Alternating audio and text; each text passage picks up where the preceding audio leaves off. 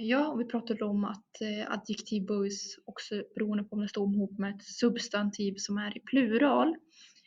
Och då lägger man ju till här at på slutet. Så oavsett om det är ett ett-ord eller ett n-ord så blir det grundformen plus ett a på adjektiv. Så flera djuriska galningar.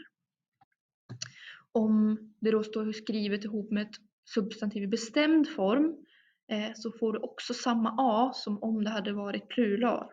Så även om det är det ansiktet som singular, i och med att det är bestämd form så blir det ett a. Och det är oavsett om det är ett n-ord eller om det är ett ett-ord.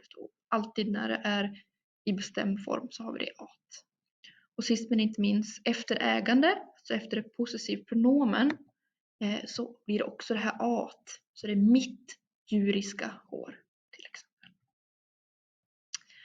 Sen, det som skiljer sig här är att när vi kommer till komparation, när det blir alltså mer av någonting eller någonting är mest, alltså allra mest av någonting, då böjer man inte på samma sätt.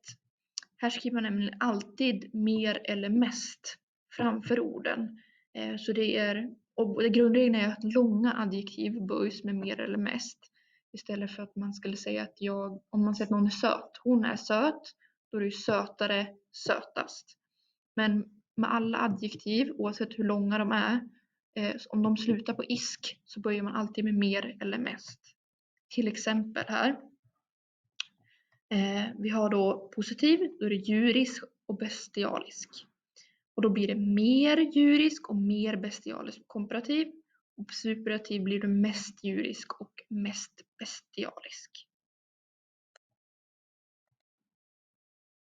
Ja, och det var allt om ord som slutar på isk.